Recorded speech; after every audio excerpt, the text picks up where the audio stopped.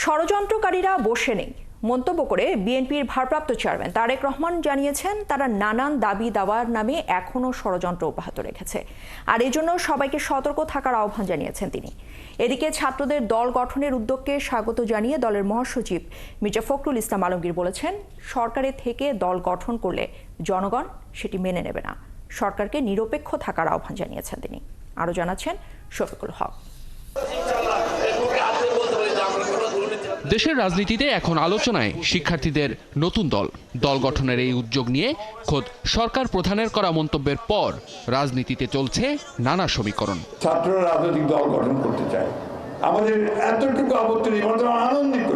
রাজধানীতে এক অনুষ্ঠানে যোগ দিয়ে আবারও এ বিষয়ে নিজেদের অবস্থান পরিষ্কার করলেন বিএনপি মহাসচিব। সতর্ক করলেন সম্ভাব্য দলটি গঠনের প্রক্রিয়া নিয়ে। সরকারের থেকে যদি দল গঠন করেন, এই দেশের মানুষ সেটাকে মেনে নেবে না। নেবে কি? এটাই আমি বলতে চাই যে আসেন, আপনারা দল করবেন, দল করেন, কাঁধে কাঁধ মিলিয়ে আমরা একটা সুষ্ঠু নির্বাচন করার জন্য কাজ করে যাব। একই সঙ্গে আপনাদেরকে অনুরোধটুকু জানাবো,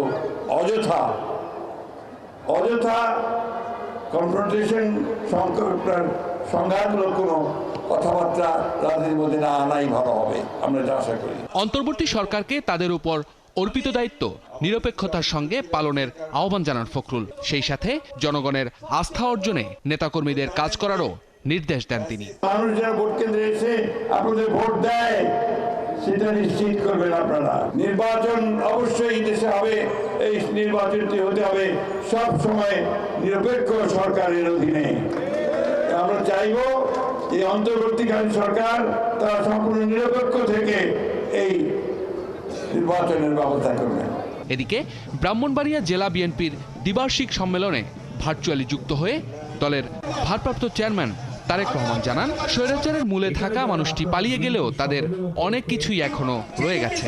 স্বৈরাচারের মাথাটা পালিয়ে গিয়েছে, কিন্তু স্বৈরাচারের কিছু কিছু অবশিষ্ট এখনো রয়ে গিয়েছে বাংলাদেশে। এরা বিভিন্নভাবে মাথা চাড়া দেবার চেষ্টা করছে, এরা বিভিন্নভাবে চেষ্টা করছে নিজেদের অবস্থানকে কোনোভাবে গুছিয়ে নিয়ে আবার দেশটি তাদের দখলে নিতে। বাংলাদেশকে যদি রক্ষা করতে হয়, তাহলে আমাদের সকলকে যে কোনো মূল্যে ঐক্যবদ্ধ থাকতে হবে। দেশ পুনর্গঠনের কাজ যত দ্রুত শুরু হবে, দেশের মানুষ তত স্বস্তি পাবে বলে মন্তব্য করেন তারেক রহমান।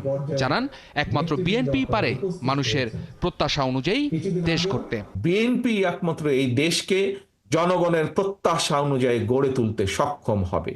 শফিকুল হক, ৭১, ঢাকা।